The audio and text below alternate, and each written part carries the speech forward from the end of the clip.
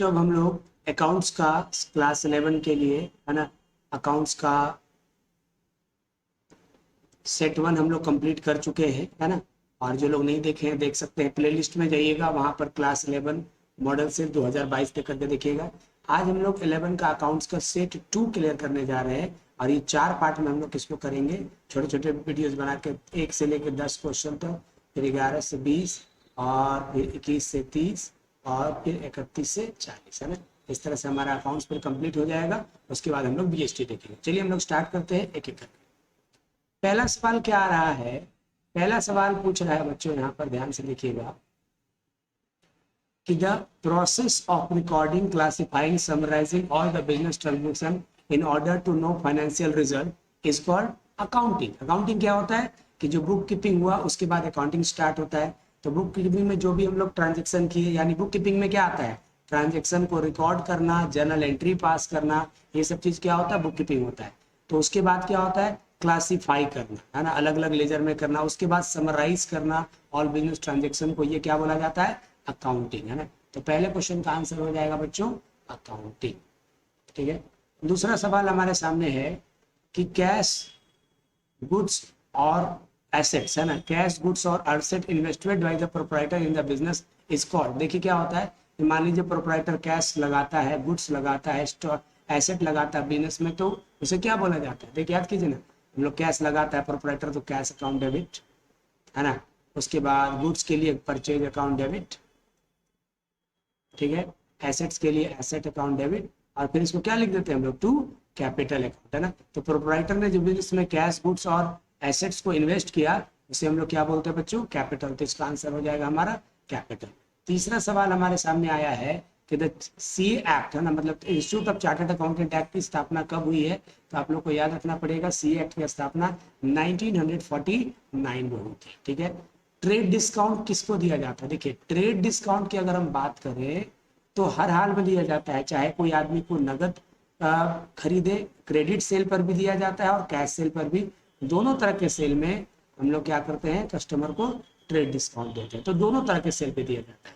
तो आंसर क्या बोल रहा है, या क्वेश्चन क्या बोल रहा है, ट्रेड डिस्काउंट सिर्फ क्रेडिट पर दिया जाता है। ये तो स्टेटमेंट कहीं ना कहीं गलत है, इसलिए इसको हम लोग क्या लिख देंगे, फॉल्स है। ठीक है। अच्छा, जनरली अकाउंटिंग पीरियड कहाँ से स्टार्ट होता है, पिछले सेट में बताया गया था कि अकाउंटिंग पीरियड का मतलब होता है 1 अप्रैल से लेके 31 मार्च नेक्स्ट ईयर तक है ना। तो अकाउंटिंग पीरियड की शुरुआत कहाँ से होती है, जनरली 1 अप्रैल से। हाँ, कुछ लोग 1 जनवरी से ही करते हैं, लेकिन 1 अप्रैल जो है वो ज्यादातर होता है। ठीक है। अच्छा, फिक्स एसेट्स में क्या इंक्लूड है, फिक्स एसेट्स कौन सा एसेट होता है, जो 1 ईयर से ज्यादा आप होल्ड करके रखते हैं जिस एसेट्स को, है ना, मतलब जिस एसेट्स को होल्ड कितना करके रखते हैं, क्या होल्ड करके रखते हैं मोर देन 1 ईयर, उसको हम लोग क्या बोलते हैं, फिक्स एसेट।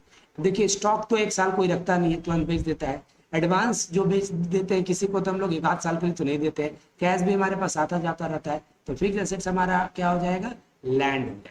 ठीक है। नेक्स्ट,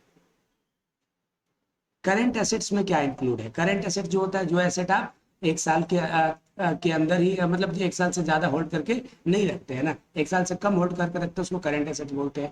तो करंट एसेट्स में से क्वेश्चन में क्या पूछ रहा है, इसमें से कौन सा करंट एसेट है। देखिए गुडविल 1 साल से ज्यादा होता है, पेटेंट 1 साल से ज्यादा होता है, फर्नीचर 1 साल से ज्यादा होता है, लेकिन कैश बैंक आपके पास 1 साल नहीं रहता है ना। ये इसीलिए इस लोग को करंट एसेट्स के क्राइटेरिया में रखेंगे। नेक्स्ट क्या बोल रहा है, which of the following is not the expenses, इसमें से कौन सा खर्चा नहीं है। देखिए मजदूरी देना खर्चा है, वेजेस खर्चा है, रेंट खर्चा है, फर्नीचर का रिपेयर कराना खर्चा है, लेकिन फर्नीचर जो है खर्चा नहीं है, बल्कि एक तरह का क्या है, एसेट्स है ना, इसलिए ये आंसर हो।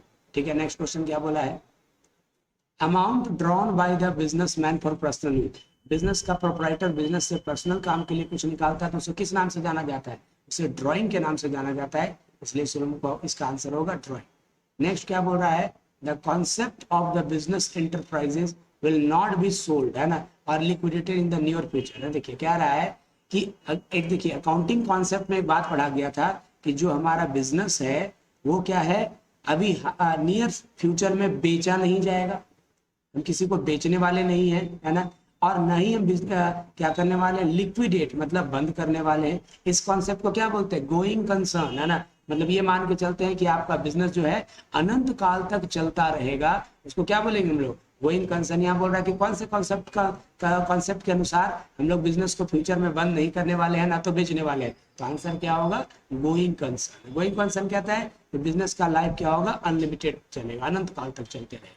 ठीक है, अच्छा देखिए यहाँ पर हमारा 1 से लेकर 10 तक क्वेश्चन कंप्लीट हो गया।